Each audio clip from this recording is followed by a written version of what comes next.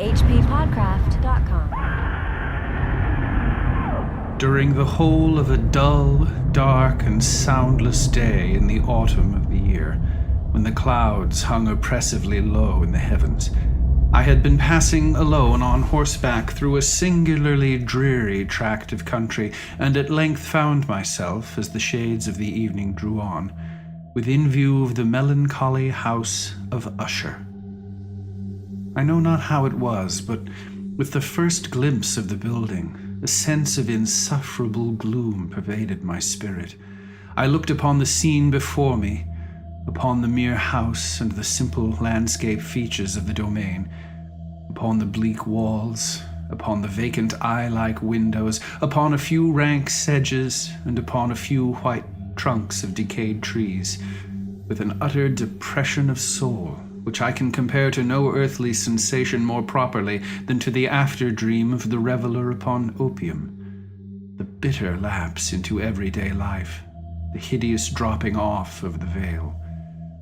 There was an iciness, a sinking, a sickening of the heart, an unredeemed dreariness of thought which no goading of the imagination could torture into aught of the sublime.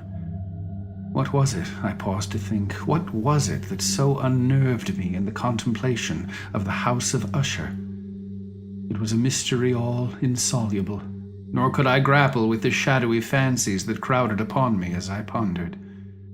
Nevertheless, in this mansion of gloom, I now proposed to myself a sojourn of some weeks. That was a few of the opening lines from Edgar Allan Poe's The Fall of the House of Usher. And you are joining us here on the H.P. Lovecraft Literary Podcast. At hppodcraft.com. Chad, why are we talking about Edgar Allan Poe on an H.P. Lovecraft podcast? It seems ridiculous. It does seem... Well, it's not that ridiculous at all, actually. It's preposterous, even. No. We covered Poe last week in the little live Google Hangouts show that we did. Yeah, that was fun. That was fun. And we're covering Poe again. When we talked about him in the last episode, we made comment on the fact that Lovecraft completely idolized and loved Edgar Allan Poe. As he should. And this story in particular, he talks about quite a bit in his essay, Supernatural Horror and Literature. And that essay, Supernatural Horror and Literature, has sort of been the thread that's tying all the stories we've been covering together lately. Oh, okay. It all makes sense now. Poe, we did give some bio on him. A little bit, yeah. In the last episode. We're going to continue to talk here and there about his life. But the nice thing is that covering these stories, it's not like he's a subcultural figure like Lovecraft or anything like that. You talk about Poe, people have a pretty good idea of who you're talking about. One of our listeners, actually, as a side here, posted on one of the comments that in Matthew Pearl's The Poe Shadow, that there was this theory that he suffered from diabetes and had a super low tolerance to alcohol, so he couldn't drink much of the alcohol at all. Well, that's pretty interesting, because that's contrary to the general public assumption that he was this complete drunk. Right. Well, he could get drunk, but he would get drunk only on one or two drinks, and then it was because his body just couldn't process the alcohol. So when these guys, cooping guys, the guys that would give you a few drinks and have you vote many times. Oh, that's what cooping is. Yeah. Okay, because in the last episode you were like, I don't even know what that is, but then we went on to talk about it, I guess. That's what it is. And these cooping guys gave him a bunch of drinks trying to get him really drunk, but since he couldn't process the alcohol, it really messed him up and it caused him problems and he died. But then I looked up, there's an article in The Guardian, which is a paper here in the UK, which talks about also this Matthew Pearl doing some other research. And there was this weird thing that happened where Poe's body was exhumed 24 years after he died. I guess they decided, they're moving his body to a different location, I believe is what it was. But somebody decided to go peeping in on his body and looking at his remains. And they said that in his skull, you could still see his brain, which was small. Yeah. His brain was tiny and small, and but it was still his brain. And they thought, wow, it's pretty interesting how that could be. And this was a report done at the time. This was in the Yeah, he died in 49, so it's like 24 years after that. So we're like 64, 65, something like that. This report of the person at the time who's looked at Poe's body was kind of strange. So this guy, Pearl, went to a forensics pathologist and said, hey, what's up with this? The brain shrank? It became a small brain inside the head? And they're like, no, wait, the brain's one of the first thing that goes when you die. It starts to disintegrate and fall apart. Yeah. What that might have been is a calcified tumor. Oh. Because sometimes when you get a brain tumor, it'll calcify and it'll become... Sure. Yeah, and so it'll last a while. So if that was the case, and it was big enough that they thought it was a shrunken brain... he must have had a huge tumor. It could have been a huge brain tumor. So all these instances of him being really drunk and messed up and not knowing what was going on, and he even supposedly hallucinated a bunch when later part of his life, could have been all caused by a brain tumor. Well, maybe that brain tumor is the reason that we have all this great short fiction. It could be. If there had been modern medicine, they would have removed it, and all of his stories would have been like, the pleasant day spent at the House of Usher. A nice Sunday afternoon at the House of Usher. Yeah, well, that's pretty interesting. I mean, when you said that right away about his brain still being in there, that made me, for whatever reason, go, wait a minute, was he buried alive? As if there's any kind of connection between those two things. But No. he was so afraid of that happening. Yeah. I mean, that's in a few of his stories, that whole idea, including this one. But to the point, nobody really knows exactly what happened with Poe in the last days. There's some theories and there's new evidence, but it's still, it's history. It's hard to really piece things together to know exactly what had happened. It's pretty exciting to speculate about it. Oh, yeah, it's super fun. Yeah.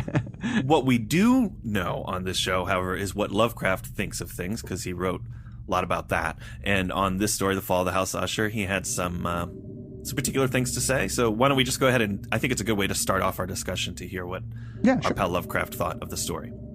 Simple and straightforward in plot, this story owes its supreme magic to the cunning development, which appears in the selection and collocation of every least incident. Essentially, he puts the words together just in the right way.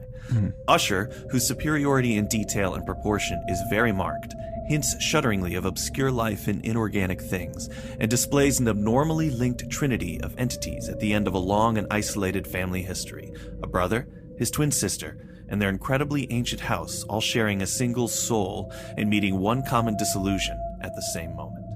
So that kind of gives us a quick synopsis of the story, as well as the things that are great about it, which is the way that the language is put together. Oh my God, yeah. I mean, we'll talk about it as we go, but man, Poe he really is a master. Yeah.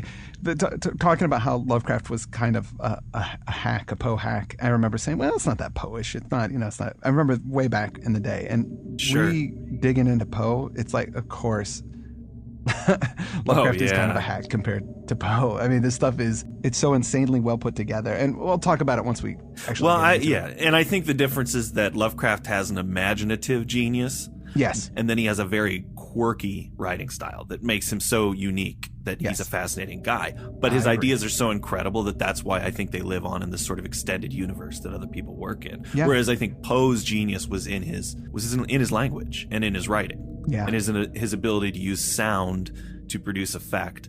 And it just so happened that he had a depressive personality. Well, obviously he has a great imagination as well. I don't want to... He's a genius in all those areas, but I think that there's those differences between the guys there. But especially when you read this story, with that opening paragraph, which just sets mood. We heard excerpts from it there. Everything it does is sets that mood, and then we don't actually get into what the story is until... kind of the next paragraph. And that's something that Lovecraft always did stylistically. He would try to impress you with an idea in the beginning or a mood, and then he was just cribbing that like sort of right out of Poe. Chen, when I was reading the story, I had a bit of a hard time getting the rhythm of it. Yeah. And I also felt super embarrassed at my blundering of the reading on the live show that I decided I was going to just read it out loud to myself. Yeah. Well, one, it helped a lot. It helped me get the rhythm a lot more when I actually had to read it out loud. Yeah. But I also found that I liked doing it in a weird voice. I don't know if you... Yeah, I mean, I was reading aloud as well. You can't help it for some reason. And the way that the language is put together, too, it just lends itself to it so much. But yeah, I was doing it in different accents and stuff like that. Heather heard me doing bad Scottish accent. Scottish? You were doing it in Yeah, for whatever reason, the way this language is put together, it just seems like it should be, I looked upon the scene before me, upon the mere house, and the simple landscape features of the domain. Like that kind of thing. I have a terrible accent. That's the problem. In contemplation that was of a great soul. Australian accent, dude. Shut up. The hideous dropping off of the veil. Well, I'm doing that kind of thing. No, I was doing it in my faux Virginian accent. Oh, I was like, let's see if during the whole of the dull, dark, and soundless day in the autumn of the year, when the clouds hung oppressively low in the heavens, I had been passing alone. It's kind of doing a Bill Compton meets Foghorn Leghorn kind of thing. Yeah, I know. And that's when I discovered the formula for my secret chicken recipe. I say, son, let's go to the House of Usher and get ourselves some cornmeal. But sitcom-like, I did get caught doing that. And was you did get caught? Hey. Oh, but yeah, like, Heather doesn't see you sitting around the house doing voices all the time. Yeah, it does happen probably more often than... than in other spots. But I think it's because it's so fun to read it out loud because of the way that it's written. And so you're going to do that and then you get goofy with it. One more quick aside that we didn't cover when we talked bio on Poe before. Yeah. You know, we talked a little bit about his military career and that he was adopted and this kind of stuff. But with his adopted family, he actually spent some formative years in England. He went to Britain in 1815. So that would make him, he was born in 1809, so he was... Oh, so he's very young. 6 years old? Yeah. And then he attended grammar school in Scotland. Yep, Scotland, okay. And then went down to London for a few years, and then a boarding school in Chelsea. So he didn't go back into the States until 1820. So yeah, he spent a lot of his early childhood in the UK. Something I didn't know. I think you would almost have to be able to create... I mean, there's no setting in the United States that's going to be particularly as old, decayed, and broken down as the picture he paints here. I mean, this is definitely more of a European kind of setting. Speaking of European, there's an opening epigraph to the story. Oh, right, yeah. It's in French. It's Chad, maybe you should read it since you're of French descent. We should have gotten somebody to read it for us. Although, you know what? There's still time. We're going to be covering the story over a couple of episodes. So if somebody wants to send us some audio of the French, that would be great. But what it's from Les Rufus, by the French songwriter Pierre-Jean de Béranger. Béranger. Translated to English, this epigraph says, "His heart is a suspended lute. As soon as it is touched, it resounds." What do you think that's about? I would say that the brother Usher, he's very sensitive type. Yeah, I thought it was the sensitivity. He's hypersensitive. Right. It seems kind of obvious to me. What heart that's, a heart is touched and it resounds. So, isn't that what touching a heart means? It is what touching a heart means. Okay, well... So I don't know what its particular significance, maybe the fact that he's a musician. Sure, there's that too. I mean, I don't think we need to stretch. If it's obvious, it's obvious. And I think that is why. Because Usher is incredibly sensitive and he's also a rock star. We're starting out with that character, actually, and the house. We heard a lot about the House of Usher itself. And we get a little story as we move on that our protagonist who's showing up there, his old childhood friend, Roderick Usher, had written him and asked him to come help him out. The letter basically said, "Come see me, I'm ill, I need some distraction, things are really bad." And our protagonist says, it was the heart of the letter that told him this was no joke, and it merited a personal reply. This is a very singular thing going on. Something's really bad. Yeah. You find out that they don't know each other very well. They were boyhood friends. And it's been years since they've actually really seen each other or even connected. He's felt the call to go here and do this thing. Now, there's this there's a sentence, there's many sentences in this, just about the writing style of Poe that I find super interesting, is he writes these in a sentence. He'll often put an aside in the sentence, but then like an aside to the aside. Right. You know what I'm talking about? Like there's this one sentence right here. I'll try and give this a go. "It was this deficiency I considered, while running over in thought the perfect keeping of the character of the premises with the accredited character of the people, and while speculating upon the possible influence which the one, in the long lapse of centuries, might have exercised upon the other. It was this deficiency, perhaps, of collateral issue, and the consequent undeviating transmission from sire to son, of the patrimony with the name, which had at length so identified the two as to merge the original title of the estate in the quaint and equivocal appellation of the House of Usher, an appellation which seemed to include in the mind of the peasantry who used it both the family and the family mansion." That was one sentence. That was one sentence. Now Lovecraft did this a lot, and my reading of it wasn't great, mind you. But there is a rhythm to good. This. Oh, was it really? You liked it? Yeah, I did. Oh, okay, thanks.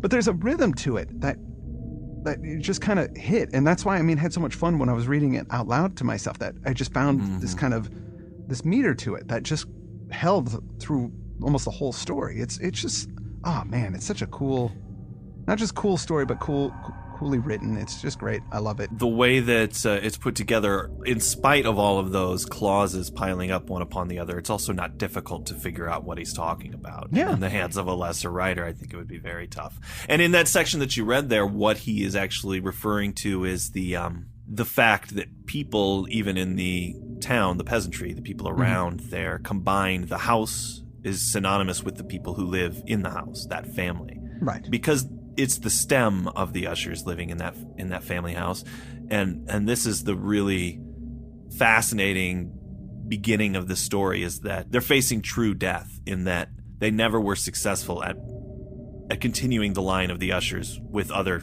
families. Yeah. All of the people who kind of shot off, those families died off, and it's just been one long line of descent. And the two people living in this house, the brother and sister, represent the end of the line. Neither of them have children. You know, I was thinking about it this time as I read this, how, in a real sense, children represent immortality. A lot of people have belief systems about what happens to us after we die, etc. But the one thing we do know is that children is your way and to continue on. Not specifically your unique identity, but things about you, things that kind of contribute to the character part of of your you, entire for family. sure. Yeah, exactly. Yeah. I mean, I'm sure that, like, I know the grandparents on my father's side, for example, they were dead before I was born, but I bet you I have tics or things that I do or turns of phrase or something. Well, I mean, not even just in a genetic sense, but there are social cues that you get from your parents that stay with your whole life, and those get passed on. Exactly. Down. I mean, even if you're an adopted child, if you're raised from an early age by people, there's parts of those people's personalities and the way they think that will be a part of you. That's right. Forever, and that will be part of you when you raise your children, and that will become a part of them. Well, you make an excellent point too, that even among your peer group, people will pick up things about you that maybe they'll pass on. So there's things in immortality there if you can be social. But these people are not only is their family line ending, they're like agoraphobic and they haven't left this place. So what Poe is actually put together here is not just a story about death, but it's the deathiest of deaths. This is, there is nothing more deathy than this death that is being visited upon the Ushers. Yeah. It's the absolute final word. The way that we come around to that from those first few paragraphs of the story, and we've gone on and on about it, but the thing that the opening really addresses is that absolute dead depression that the House of Usher, when you approach it, the feeling that you get, it's not just like horror has a certain kind of poetry to it. There's a thrill to it. If the house were scary in some way, that would actually inspire poetry in a way. It inspires you to think. It's exciting. But this is dim, dead, dull, depression, disillusion. I mean, he says the veil has been lifted, which is an interesting contrast to something like the Great God Pan, where the veil is the mundane, and when it's lifted, we see the extraordinary. But with Poe here, the veil is that gauzy sense of purpose or structure or positivity or meaningfulness that we see in life. And when he approaches Usher, it's as if that's lifted and it's just that dull, soundless, ugly, mundane dullness that's there around the estate. It's pretty cool because it feels like there's a sadness to it. Yeah.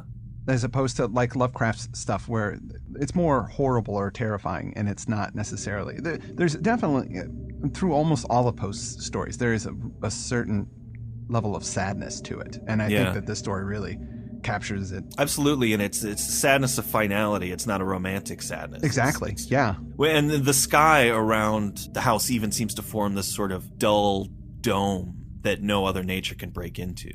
It says in the story, I had so worked upon my imagination as really to believe that about the whole mansion and domain there hung an atmosphere peculiar to themselves and their immediate vicinity. An atmosphere which had no affinity with the air of heaven, but which had reeked up from the decayed trees and the grey wall and the silent tarn. A pestilent and mystic vapor, dull, sluggish, faintly discernible, and leaden-hued. I had to look up tarn. I didn't remember what that was. Well, you know what? I didn't know what a tarn was until I moved to the UK, and there's a tarn up on the hill that everybody talks about. You go up and feed ducks at the tarn. I was like, tarn? What the heck's... okay. What's a tarn? And I was like, oh, it's a pond. I mean, from the context here, I guess a tarn isn't just a pond, but it's sort of a divot left from a glacier. I mean, you just assume it's a moat or a lake of some kind, but a pond makes more sense. It would be a smaller body of water right in front of the house. And so we've got that great picture he paints where he looks at the house and then he looks down into the reflection of the house in the water. And that's when he really gets this sense that he's walked into the most depressing snow globe of all time, kind of. He's just stuck in there. Yes. And then, he looks up, and when he observes the house a little more closely to kind of reconcile what these feelings are, he sees that it is stable. I mean, it's holding together, but that it actually is alive quite literally because there's fungi all over it and plant life. Yeah. And vegetable matter just climbing everywhere around the stone. So Lovecraft says that he manages to imbue this inanimate thing with life, but technically, I mean, the house has grown up around the structure of the house. The house is a skeleton and there is living matter on it. I disagree with a few of the interpretations that people make, even Lovecraft, and we'll talk about it a bit later. But here, I don't see this as the fungi and the ivy that were taking over the house to be part of the house. I feel like it's sort of nature starting to pull it back, to reclaim it and destroy it. See, I see it as part of it because these are these vines and these fungi and these things have grown up around it and been there for so long that they're part of the stone. I almost feel like, but they are eventually going to be its demise as well and replace it. So, I mean, technically we're both right, I guess. Well, no, I mean, it's not about what's right or wrong. It's just my interpretation. When I hear that, it being covered in fungi and having ivy or any type of vegetation that grows into a building, it will destroy it eventually. And that's a lot of what causes buildings to fall apart is, well, one, water getting into nooks and crannies, freezing, and then it expands and makes those crannies bigger, and seeds and dust and vegetation and things, and plants get in there and those roots grow, and then they eventually rip things apart. Yeah, but now that I'm thinking about it, you are wrong. Anyway, the house, I don't know. The point is there is one long crack in the house that only the astute observer might see. I mean, he has to really look to see it, but it's a crack that goes, from the top of the house all the way down to the ground. So it's a little ratcheting on a house there, the way you might ratchet a spoon if you want to bend it. This thing's ready to go. So there's a little causeway. I guess that's what goes over the tarn then. There's like a little bridge. Yeah. There's still servants living in the house, which surprised me. I almost felt like it was going to be, because I haven't read this in, I don't know. When's the last time you read it? It was high school, for sure. In fact, when I started reading this one, I was like, wait a minute, do I know what happens in the story? Is this the story? And then about when his sister showed up, I go, oh, okay, I remember what story this is. So yeah, it's been at least 20 years since I've read it. I expected it to be a Dracula type situation where there would be no servants, or Usher would show up with a fake mustache on and say, let me get your bag, sir. Which is what Dracula does. Dracula? Yeah. When Dracula pretends to be the coachman. Oh, right. Yeah, that's of course. Yeah. But he doesn't have a fake mustache. No, he's got a real mustache. But I think he plays at it. He doesn't reveal himself. So Dracula is kind of, in a kooky disguise the first time you meet him. Oh, that Dracula. And as our protagonist enters the house, he's led in by a valet or servant and a valet. He's looking at the objects around him, the carvings in the ceilings, the tapestries, armor, trophies around. These are things that are familiar to him, so clearly he's grown up in a traditional house or castle kind of environment as well. Like rich people as well, like aristocracy type individuals, people with money and wealth that would be growing up in big mansions that have servants. Exactly. Even this stuff that's very familiar to him is, kind of creating these fancies that are unfamiliar to him. Things just don't seem right. Well, and everything is tattered and worn as well. All of the tapestries that are dark and creepy, they're sort of frayed, and the furniture's all the edges are a little worn, and it just hasn't been kept up. And the physician is just leaving as he comes in, and the physician looks a little both perplexed, but also to have this kind of low cunning. He doesn't actually talk to the doctor, but there's a great sentence here in that paragraph that says, the valet now threw open a door and ushered me into the presence of his master. I was like, you old dog. Okay, so he comes in to see Roderick Usher. Dark draperies are hanging on the walls. Mm-hmm. Things are tattered, as you say. There's lots of books and musical instruments scattered around, not making it look like it's a fun place. They just look, cluttered. He says, surely man had never been before so terribly altered in so brief a period as had Roderick Usher. When he said that, it just reminded me of From Beyond so much. In what way? The beginning of that story, the protagonist receives a letter from Crawford Tillinghast that says, I need help, get here immediately. He shows up and the place looks a little odd. And when he opens the door, he says, my friend is so visibly altered. And the language is even similar to this. I think he cribbed some of the phrasing. He might have even said, in so brief a period or something like that. Wait a minute. Are you trying to say that Lovecraft borrowed something from Poe? Is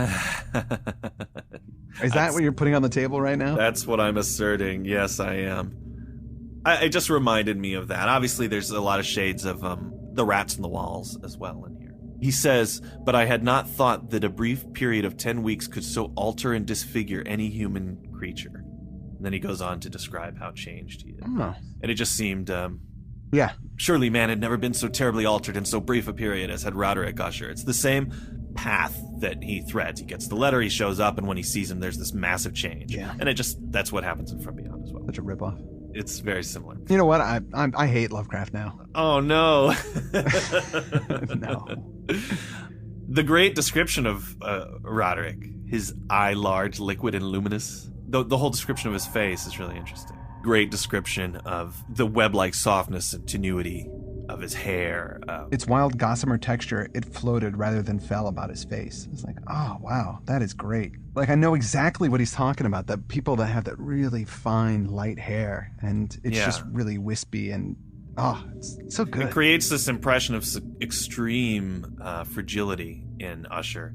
He goes into his maladies, all of the things that Usher is suffering, and there's nothing specific. I mean, he sort of just has chronic fatigue syndrome and hypochondria but he has super senses.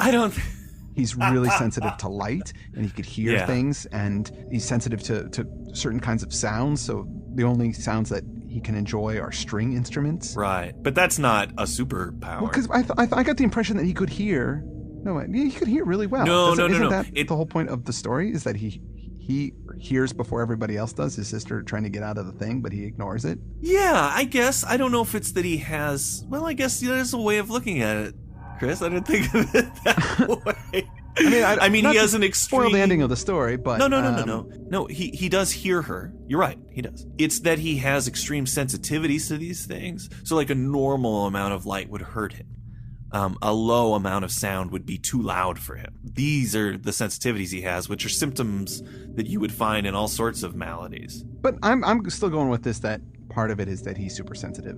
Since he's super sensitive, he also can hear a little bit better than everybody else can. Okay. I think it plays into the whole story. So I think we're both kind of saying the same thing. All of his senses are tortured by any kind of stimulus, but he's been by himself in this place for a long time.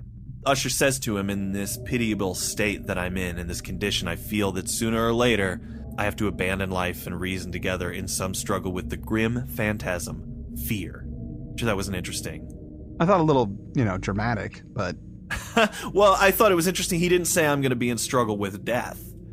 I'm going to abandon life and reason in some struggle with fear. Because, again, when you were talking in the beginning, how it's not just about death, it's about the death of the entire family. Yeah. And what that means, the whole line of people. You're right, it's really interesting to say fear and not death. He goes on to say that he himself sort of has this superstitious impression that the house is in some relationship with he and his sister as well. And obviously part of the reason that he's upset and sick is because his sister is sick and practically dying. Yeah. She's got a malady, and that's kind of what the physician was there for primarily, is to see her. Nobody can diagnose this thing. Nobody knows what's going on with her, but she is fading away, and she's fading away fast. He realizes that once that woman is gone, he really is. There's no question about it. He can't have children, obviously. So that is the end of the ancient race of the Ushers. And while he's saying this, the sister actually makes an appearance. While he spoke, the Lady Madeline, for so was she called, passed slowly through a remote portion of the apartment and, without having noticed my presence, disappeared.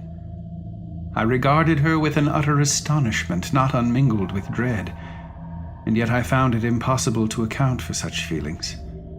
A sensation of stupor oppressed me as my eyes followed her retreating steps. When a door at length closed upon her, my glance sought instinctively and eagerly the countenance of the brother, but he had buried his face in his hands, and I could only perceive that a far more than ordinary wanness had overspread the emaciated fingers, through which trickled many passionate tears. That's a really creepy entrance for her. Yeah, sort of mysterious. Now, this is a weird thing. It's not in there at all. It doesn't say anything about her appearance, but for some reason in my head, she's really hot. Yeah, well, I don't know why. Why do I go that way? I don't understand. It doesn't. She's suffering from some sort of disease, but to me, she's like this ghostly, attractive woman. That's true. She could be morbidly obese. Really bad skin, or her hair's falling out, or she could be a mess. But for some reason in my head, she's this kind of ghostly, beautiful, gothy chick. Well, I think you're right, though. I mean, since I'm dealing out rights and wrongs in this episode. Well, I think there's precedent there in that Poe was sort of obsessed with beautiful dead women. So if you're finding a woman who's dead or dying, you can be pretty sure that she's going to be hot too. Well, there's something in the fact that a woman is dead is that she can't disappoint you. Oh my God, that was the creepiest thing I've ever heard somebody say. Whoa! I'm just saying that it's easy to idealize somebody that is dead. I know that's what you meant, man, but out of context, I'm calling the police. Well, dude, I got a dark side, man. Wow. It's about time you understood that about me. Well, I think that's a good spot to end possibly our relationship, but definitely this episode. I really like this story, and we're kind of jumping all over the place. We'll probably focus in a little tighter in the next episode, but we've got a little time, and I think it's nice to just drill in on the language a little bit and talk about the different it's moods really of the piece. Nice to take our time on this particular story, because I think this is Poe's most famous prose ever. Really? I'd say it's probably The Telltale Heart. But how many goth clubs are named The Telltale Heart? I know House of Usher was one of the goth revival places in the mid-90s in San Francisco. Well, this is definitely, The Telltale Heart's a pretty straight-up crime story. This is more... You may be right, but this is definitely up there. Yeah. If it's not the top. Oh, no, you're right.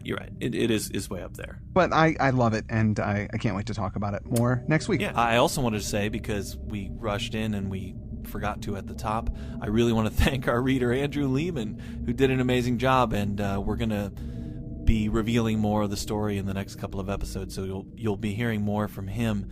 But when we read the story and we're talking about it, we thought it just has to be Andrew to do this. So thank you, Andrew, for reading for us this episode. Side note I wanted to bring up is our graphic novel Deadbeats is out now. It is. And ready for consumption in the UK. However, there is a site called bookdepository.com that has free shipping worldwide. So all in, you can get a copy of Deadbeats for, I think, $18.21. Yeah, basically you're just paying whatever the exchange rate is on it, but the shipping's free. So it's the same as buying it, in a store locally. I mean, it'd take you some time to ship, but that's worldwide too. So if anybody in Germany, Norway. Yeah, they have a list of where they ship worldwide, and I think most English-speaking countries are on that list. Yeah, so pick up Deadbeats, and if you have a chance and you enjoyed reading it, go over to Amazon or go over to Book Depository and write us a review if you could.